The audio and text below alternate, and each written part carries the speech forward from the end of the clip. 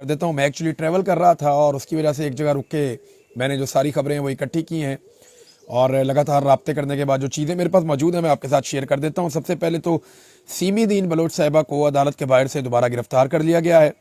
अदालत ने उनकी रिहाई का हुक्म दिया था, उनके साथियों की रिहाई का हुक्म दिया था। ये लोग एहतजाज कर रहे थे बलूचिस्तान में जो जुल्म किया गया, वहाँ पे जो ख़वातीन को गिरफ्तार किया गया, जो वहाँ पे सीधी गोली चलाई गई और उसमें कुछ लोग शहीद हुए हैं, बहुत सारे लोग ज़ख्मी हुए हैं, वो अस्पतालों में पहुँचे हैं और जिस तरीके से क्रैकडाउन किया गया एहतजाज करने वालों के ऊपर। ये लोग लापता अफराद के हवाले से एहतजाज करते हैं, जबरी गुमशुदगियों पे करते हैं। वहाँ मारंग बलोच को जेल में मुंतकिल किया गया है कोयटा में।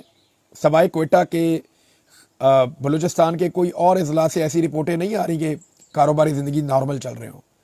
बलूचिस्तान में हालात बहुत ख़राब हैं, हर तरफ रास्ते बंद हैं, जगह जगह एहतजाज किया जा रहा है।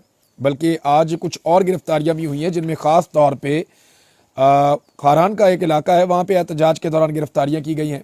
कल कराची में गिरफ्तारियां की गई थी। इसमें जो मेन नाम था वो सीमीदीन बलोच का नाम था और इन्हें गिरफ्तार किया गया, इन्हें अदालत में पेश किया गया। अदालत ने रिहाई का हुक्म जारी कर दिया, लेकिन 3 MPO के तहत 1 माह के लिए इन्हें दोबारा अहाता अदालत से गिरफ्तार कर दिया गया।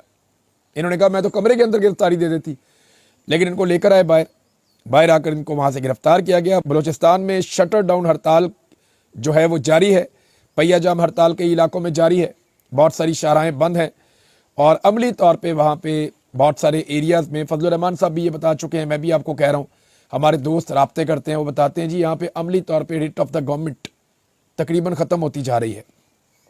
26 तारीख को लॉन्ग मार्च का ऐलान किया हुआ है अख्तर मेंगल साहब ने कि जनाब हमारी बहनों और बेटियों को, माओं को जो है वो रुस्वा किया जा रहा है, उन्हें गिरफ्तार किया जा रहा है, तो ये ज़्यादती हम बर्दाश्त नहीं करेंगे, हम बागैरत लोग हैं तो हम उनके लिए निकलेंगे। तो ये अख्तर मेंगल साहब ने 26 तारीख को यानी कल के दिन में वो लॉन्ग मार्च करने जा रहे हैं। यहाँ बिलावल का एक स्टेटमेंट बहुत ज़्यादा वायरल हो रहा है, उसकी वजह मैं आपको बता देता हूँ कि बिलावल वो शख्स है जो 2 हुकूमतों का मालिक है, यानी बलूचिस्तान में भी बिलावल की और आसिफ जरदारी की हुकूमत है और इसी तरह सिंध में भी आसिफ जरदारी और बिलावल जरदारी की हुकूमत है। तो क्योंकि 2 सूबों में इनकी हुकूमत है और 2 सूबों में जो भी होता है उसके लिए रिस्पॉन्सिबल होते हैं, ये सहूलतकारी कर रहे हैं। जिस तरीके से एस्टेब्लिशमेंट की उसकी माजी में कोई मिसाल नहीं मिली, जो इन्होंने किया बलूचिस्तान में इनकी कठपुतली हुकूमत ने, वो आप सब ने देखा, आप जानते हैं। ऐसा ही इन्होंने कराची में किया। तो बिलावल का एक पुराना स्टेटमेंट है जो बड़ा वायरल हो गया। स्टेटमेंट था बिलावल का, आपको याद होगा, कितने बेगैरत हो आप, कितने बेगैरत हो तुम, बार बार ये कह रहा था ना। तो बिलावल को लोग याद दिला रहे हैं कि कितने बेगैरत हो तुम, कितने बेगैरत हो तुम, औरतों को गिरफ्तार करते हैं आप, लड़ना है तो मर्दों से लड़ो, ये बिलावल ने कहा था।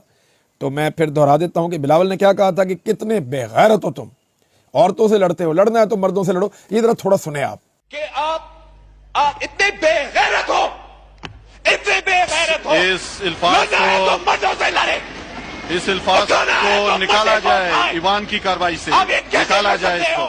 तो नाज़रीन, ये मैं नहीं कह रहा, ये बिलावल कह रहा है। और अब औरतों को गिरफ्तार भी मैं नहीं कर रहा, बिलावल कर रहा है। और पहले जो औरतें थी वो करप्शन के केसेस थे और उनको सिर्फ मुंतकिल किया गया था। और ये बिलावल ने गालिबन तकरीर उस वक्त की थी जब मरियम नवाज वाला इंसिडेंट हुआ था कि कैप्टन सफदर को गिरफ्तार करने के लिए जब पुलिस पहुंचती है तो ये दरवाज़ा नहीं खोलते। वो उस वक्त का जो ISI का ऑफिसर था, सेक्टर कमांडर कराची का, उसने तबाही पट्टी हुई थी कि कैप्टन सफदर को मैंने लेकर जाना है, क्योंकि कायदे आज़म रहमतुल्लाह अलैह के जो मज़ार अक़दस है वहाँ पे उसने बेहुरमती की है। तो कैप्टन सफदर को वहाँ गिरफ्तार किया गया था। तो उसके ऊपर मरियम नवाज के कमरे का दरवाज़ा टूटा था, तो बिलावल ने यह सारा कुछ कहा था। तो आज वो बिलावल किधर है? लोग उन्हें याद दिला रहे हैं कि कितने बेगैरत हो आप कि आप औरतों को गिरफ्तार करते हैं, लड़ना है तो मर्दों से लड़ो। अब जनाब जस्टिस एजाज इसाक खान साहब की अदालत में एक वाकया पेश आया। वह वकील ने खड़े होकर कहा कि फौज के खिलाफ वीलॉग्स बनाकर 5 करोड़ कमाए जाते हैं। ये बयानिया लोगों को पसंद है, ये वकील ने कहा। फिर जज साहब ने पूछा कि लोग इस नहज पर क्यों आ गए। इस पर वकील ने कहा जिन मुल्कों का डिफेंस मजबूत ना हो उन्हें तोड़ना आसान होता है। कुछ मुल्कों का नाम भी लिया, वो मुल्क आज पाकिस्तान से बेहतर पोजीशन में, उनमें से कुछ मुल्क। तो फिर यहाँ पे जज साहब ने कहा कि जहां अवाम डिफेंस के साथ ना हो, यानी अवाम अपनी फौज के साथ ना हो, उन्हें तोड़ना आसान होता है।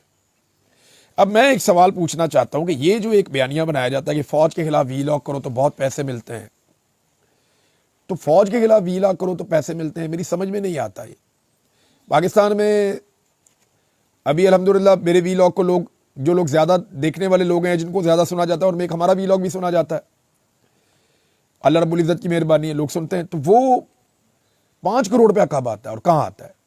पहला तो सवाल ये है। दूसरा ये है कि फौज को कौन गाली देता है या फौज को कौन बुरा भला कहता है?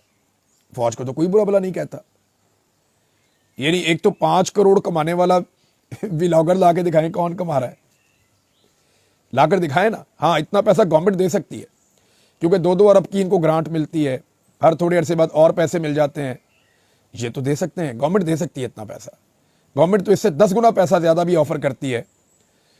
तो गवर्नमेंट के साथ बैठ जाना या एस्टेब्लिशमेंट के साथ बैठ जाना, पैसा तो सारा वहां पड़ा हुआ है, कारोबार तो सारा वहां पड़ा हुआ है, मौजें तो सारी वहां पड़ी हुई है।